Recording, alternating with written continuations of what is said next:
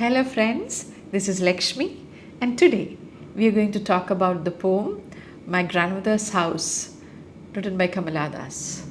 Kamala Das, who was born in 1934 in Kerala, is one of the most distinctive and original of Indian poets who wrote in English. Though she has published only 3 slender volumes of poetry in English, some of her poems are sure to find an honorable place in any future anthology of Indian poets writing in English. Most of her work was written in Malayalam under the pseudonym Madhavikutty. In English, she writes as Kamala Das. Kamala Das stands as a unique personality in Indian English poetry. She is noted not only for her incredibly different feminine sensibility, but also for what is termed as her confessional poetry. Because she writes mostly about herself, her feelings, and her emotions. And as a critic has noted, self is the nucleus from which all her poetry originates. Most of her writings are intensely personal, and critics like to call her a confessional poet because she discusses her desire for love, the failure of her marriage into which she entered at the young age of 15, her failure to achieve a relationship which would give her emotional fulfillment. So this quest for love and a fruitful relationship which would give her fulfillment is a theme that dominates her poetry. Yet another theme is the theme of nostalgia, where she remembers with great love and longing her childhood days that she spent with her grandmother in the ancestral home in Malabar. Both the parents of Kamala Das were writers, and she had spent a few years with them in Calcutta, but she was happiest when she was with her grandmother in Kerala. She writes with great affection about her grandmother and the house in which she lived with the grandmother, the people who inhabited the house, the neighbors, the trees, the flora, the fauna, and everything associated with that house and that village. So in this particular poem, which we are going to talk about now, titled My Grandmother's House, it is a poem of a similar theme, nostalgia. The poem is a dramatic monologue where the speaker, a woman, addresses a silent listener, and we understand that there is a listener only when we near the end of the poem. The speaker of the poem expresses her nostalgic longing for her ancestral home in Malabar. Let's read the poem quickly. It's a very short one, and she has written the poem in free verse. It is unrhymed. Let me read the poem to you. My grandmother's house. There is a house now far away where once I received love. That woman died. The house withdrew into silence. Snakes moved among books. I was then too young to read, and my blood turned cold like the moon. How often I think of going there to peer through blind eyes of windows, or just sit, or just listen to the frozen air, or in wild despair pick an armful of darkness to bring it here, to lie behind my bedroom door like a brooding dog. You cannot believe, darling, can you, that I lived in such a house and was proud and loved? I who have lost my way and beg now at strangers' doors to receive love, at least in small change. So that's the poem. Now let's go through it line by line. Now the first line. There is a house now far away where once I received love. So she talks about a house that is far away now. And the poetess, she lived in Mumbai. And when she talks about the faraway house, she is talking about, or she is referring to, the ancestral house in Malabar, in Punayur Kulam, in Malabar. And she says there is a house where I once received love. So the house is still there, but something else is no more there. That is the love that she received. It is in the past tense. That woman died. So why is it that she doesn't receive the love anymore? Because the woman who loved her is no more. And that woman is her grandmother, her maternal grandmother. That is why she says, that woman died. The house withdrew into silence. Snakes moved among books I was then too young to read. And so she says that with the death of that woman, that is her very affectionate and loving grandmother, the whole world changed for her. The house itself withdrew into silence because there was nobody else to live there or to take care of the house. We know that buildings too need to be loved and cared for.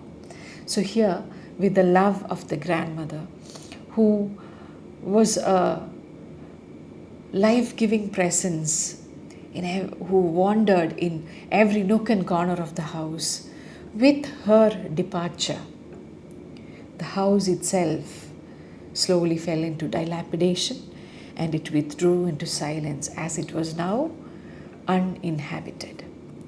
Snakes moved among books I was then too young to read. So there were a lot of books in the house because all the people who lived there were avid readers. As I mentioned earlier, her parents were writers themselves and they were all very well educated, and therefore there was no dearth of books in that house. But then there were many books which I was then too young to read, and so books that she has not gone through.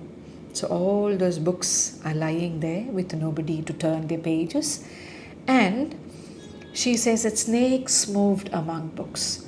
So the fact that a snake enters a house and moves about freely inside is also a sign that there is nobody inside. Because if human presence is felt, the snake would most probably keep itself away from the place. So since this is deserted and nobody is there, now snakes have moved into the house and they slither among the books. And my blood has turned cold like the moon. So the grandmother was the sun in her universe when she was young. And she used to give her warmth that sustained her. Though she did not have a very loving relationship with her parents, it was her grandmother's love that nurtured her and helped her to blossom as a young girl. And once the love, the warmth of the grandmother has gone, she says, my blood has become cold like the moon. How often I think of going there to peer through blind eyes of windows or just listen to the frozen air. So she often thinks of this house here far away from the house now she's in Mumbai. And when she thinks of, or when she's upset, when she misses her grandmother, she often feels the urge to go back to Malabar, to the house that she once loved and still loves. And she knows that there is nobody there, but she would like to go back there and peer through the blind eyes of the windows. So she would like to look through the windows. And why does she call the windows blind?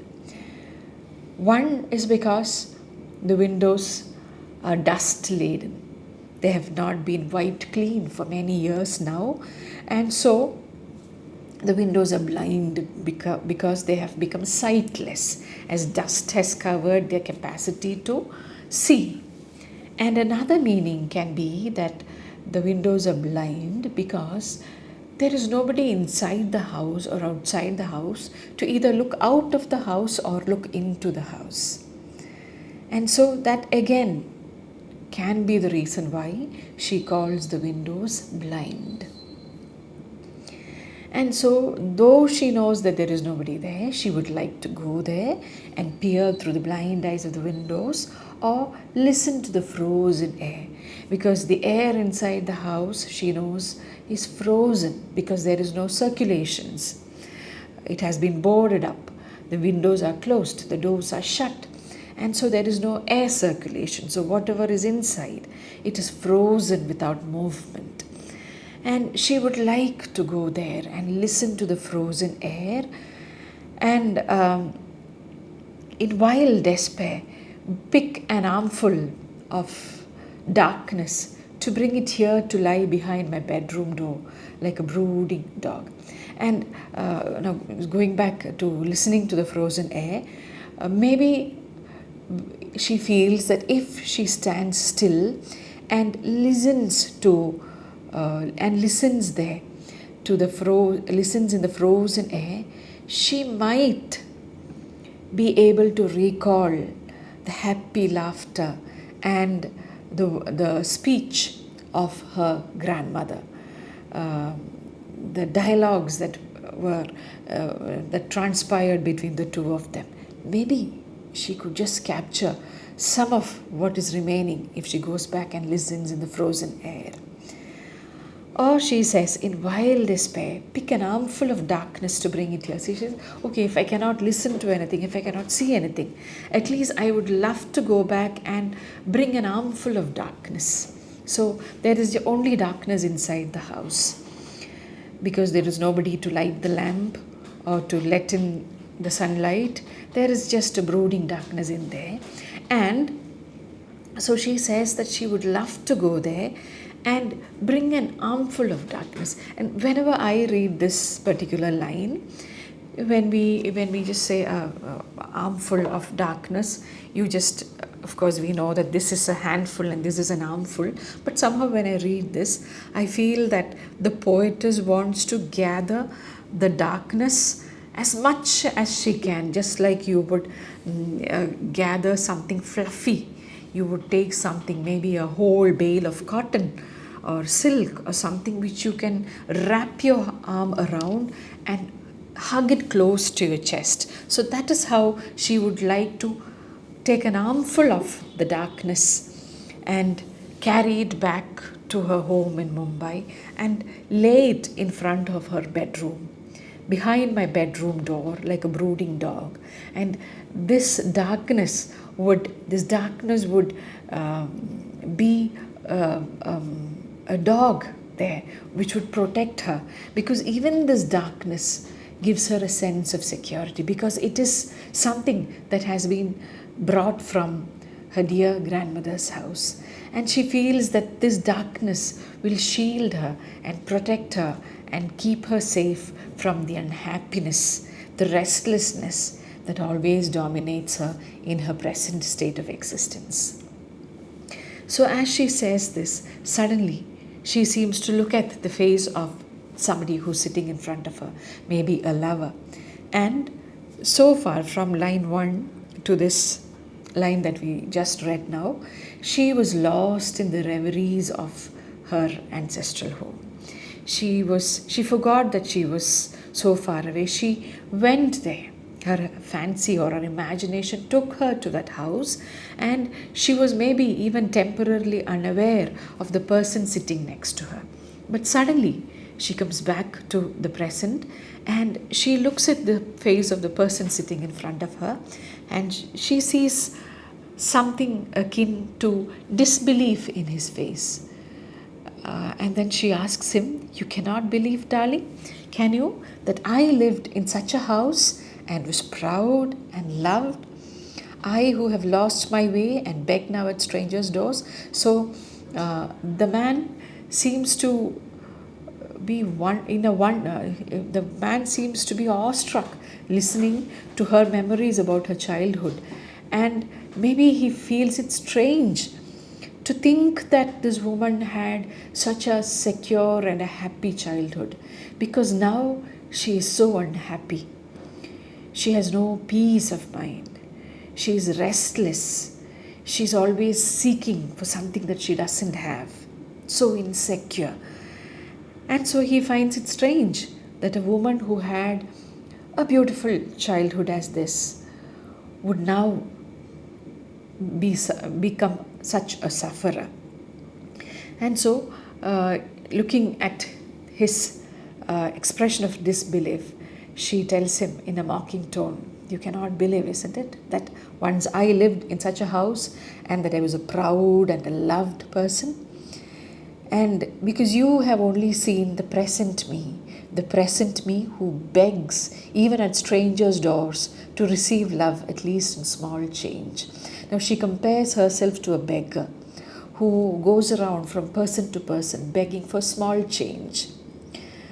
And it is difficult to believe that she had once experienced an abundance of love.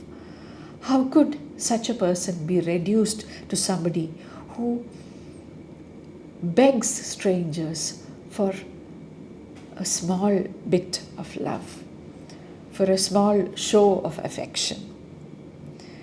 So here in this poem, you can see the pain that the speaker feels, the pain of unrequited love, the pain of rejection, and the pain of not receiving the kind of love that she expects and that she is more than willing to give. There is only the giving and no receiving. And we also feel the sadness of a child who has lost her favorite grandmother, because we all have fond memories, most of us at least have fond memories of grandparents who took such wonderful care of us, who loved us, who showered us with their affection. And it's always sad to look back and think that they do not exist on this earth anymore. So, and this nostalgic feelings become all the more hurtful and unbearable when your present life too is unhappy. When you feel that there is nothing in life that can give you solace, and your only source of solace and happiness and warmth is irretrievably lost. So the poem, though it is very short, it expresses this sense of loss so profound that it makes the reader too feel sad for this person. And also we empathize with this woman who has not received the kind of love that she always longed for. So this poem is a very strong expression of nostalgia and of feminine feelings, which I guess women can understand better than men. So this poem is one iconic poem of Kamala Das, where she expresses her isolation, her loneliness, and her insecurity and her feelings of insecurity. The poem also tells us about the loss of identity, of how she who was once loved has now become a beggar for love. And she has lost her identity, she has lost her dreams, she has lost her self-esteem. And it has forced her to become somebody who seeks love even from strangers. And this old house, to the poet, becomes a symbol of innocence, of purity, simplicity, and unconditional love. Because when grandparents love their grandchildren, they do not expect anything in return. Just maybe, I mean, they might expect something from their children, but I guess in the case of grandchildren, it's not so. It is just pure, unconditional love. It the house also symbolizes her lost childhood and the comforting affection of her doting grandmother. And as you can see in this poem, Kamala thus expresses her ideas with great clarity and sincerity. And this enables the readers to understand her and to share her grief and sadness. Thank you.